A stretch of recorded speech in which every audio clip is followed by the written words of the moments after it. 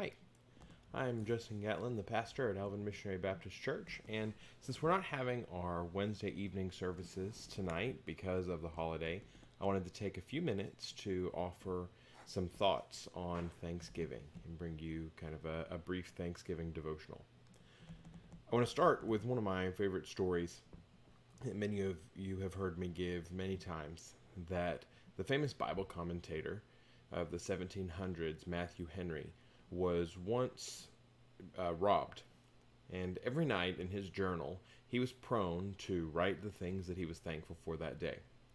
Now, after he was robbed, what can somebody write? What can you say you're thankful for after you have been mistreated, had your possessions taken away from you unjustly, and no hope of getting them back?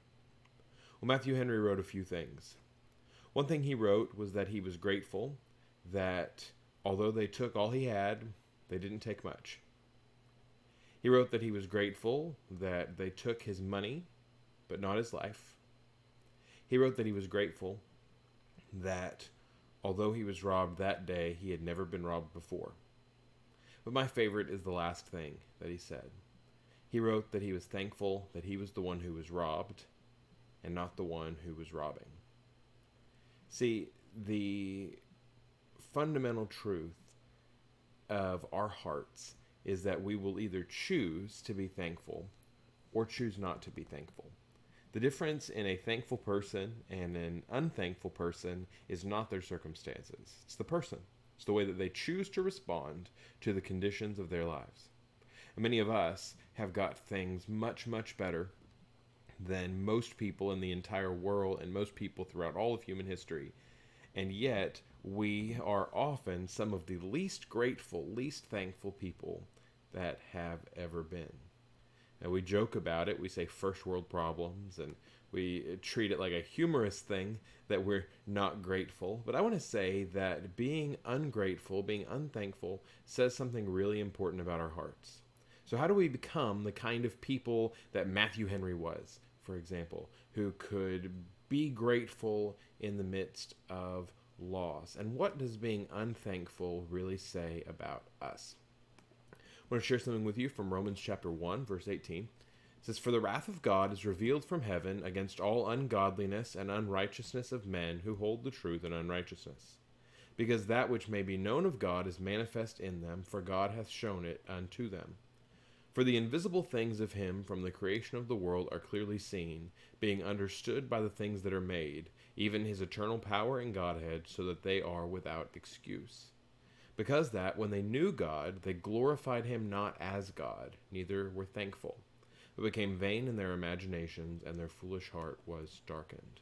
Professing themselves to be wise, they became fools, and changed the glory of the incorruptible God into an image made like to corruptible man, and to birds, and four-footed beasts, and creeping things." Romans 1 describes kind of the descent of humanity, the fall of humanity deeper and deeper into sin. But do you notice what the transition point is? God has revealed himself to everybody through creation, through their own conscience. God's made himself known to all of us. But when they knew God, they glorified him not as God, neither were thankful.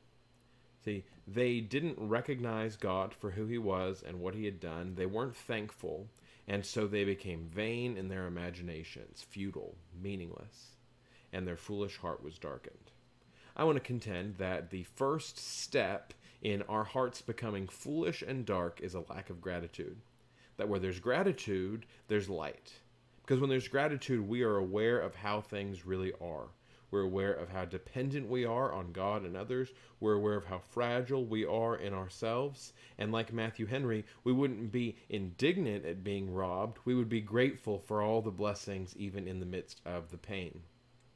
So as we go through Thanksgiving, I want to say that if we are ungrateful, if we have ungrateful hearts, then we're on a slippery slope. A slippery slope that leads to foolish hearts being darkened. And moreover, that means that the wiser we think we are, the more foolish we truly are.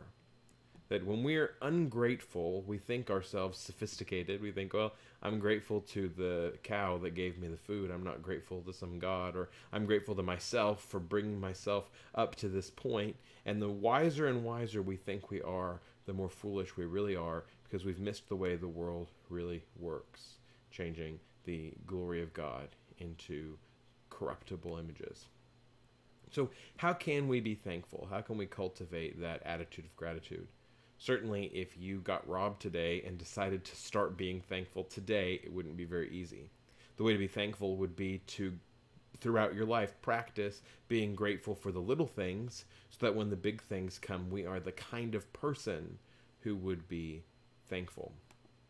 We read in Psalm 100,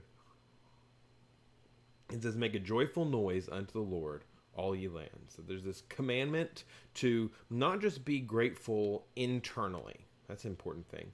Is you can say, well, I'm a really thankful person, I just don't like to talk about it. And you're not a thankful person. See, we have to make a joyful noise. We have to make a verbal expression of gratitude. That's a commandment issued to all the lands, to all the people. And so if we're thankful, we're going to tell people. You may tell a person you're thankful for them. You may tell people that you're thankful for God. Of course, when we gather as a church, that's one of the big things we do, is sing to give thanks to God. Is to make a joyful noise to the Lord, all ye lands. Serve the Lord with gladness. The word serve means worship. Come before his presence with singing, as he talked about. Here's 3 reasons to be thankful. 1, know ye that the Lord, he is God. 2, it is he that hath made us, and not we ourselves. 3, we are his people and the sheep of his pasture. So I'm going to say that we need to be thankful, because if we're not thankful, then our very wisdom becomes foolishness. If we're not thankful, then we go on this downhill slide. But I want to say that there are 3 clear reasons in this psalm why we should be thankful. 1, we should be thankful for simply who God is. That apart from anything God has done for us, we can worship God for his character, for his holiness, for his love, for his fundamental nature.